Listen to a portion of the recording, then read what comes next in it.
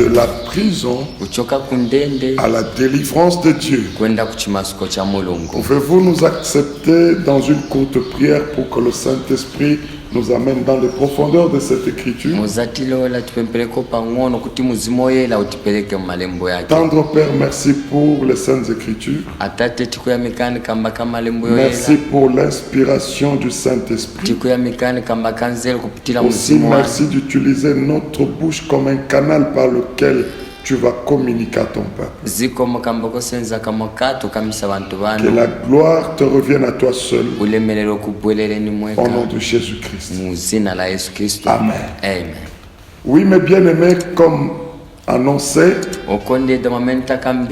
je veux parler de la prison à la délivrance. Là, nous retrouvons deux vocables essentiels sur lesquels il importe que nous disions quelque chose. Il y a la prison et il y a la délivrance de l'Éternel. Pour mieux saisir la pensée de ce thème, nous voudrions que vous compreniez que la prison est un lieu de détention et de privation de liberté.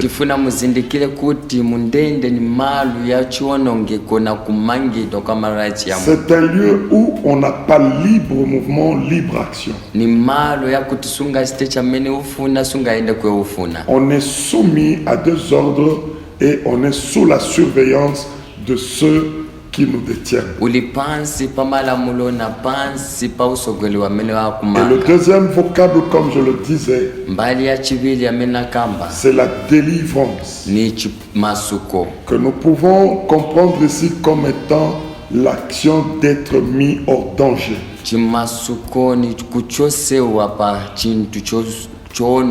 L'action de sortir de la servitude et de l'oppression. Une personne qui est délivrée, c'est pas seulement quelqu'un qui a subi l'action forte du Saint-Esprit qui est tombé, mais c'est plutôt quelqu'un qui est réellement sorti de son danger.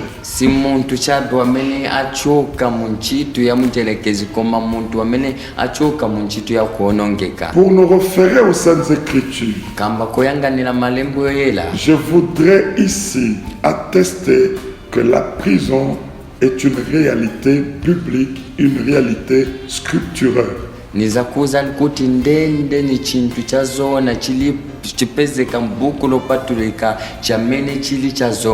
Et même la délivrance en est tout autant scripturelle.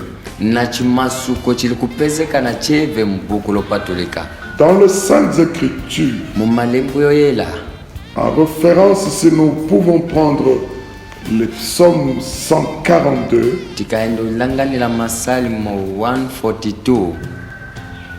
à partir du verset 5, nous retrouvons une histoire captivante qui concerne le roi David, un roi dont le témoignage de la part de Dieu est qu'il était un homme selon le cœur de notre Seigneur.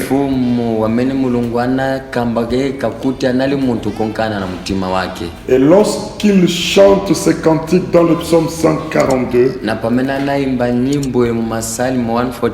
je voudrais bien vous informer qu'il avait déjà reçu l'onction de notre Dieu.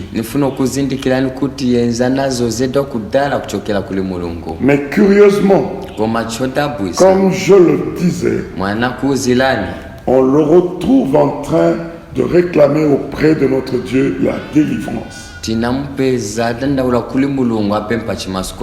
Et il reconnaît même qu'il est dans une sorte de prison qu'il appelle lui-même la prison de son âme.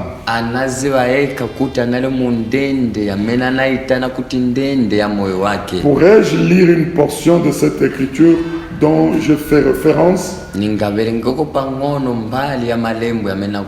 Je prends la lecture à partir du verset 6. Il est dit ceci: Éternel, c'est à toi que je crie.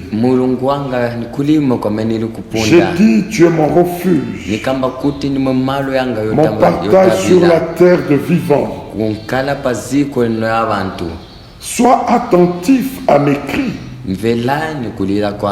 car je suis bien malheureux. Délivre-moi de ceux qui me poursuivent, car ils sont plus forts que moi. Et écoutez le verset 8. Tire mon âme de sa prison, afin que je célèbre ton nom. Les justes viendront m'entourer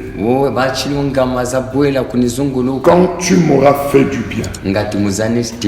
Est-ce que vous pouvez comprendre avec moi ici que la prison, c'est une réalité biblique?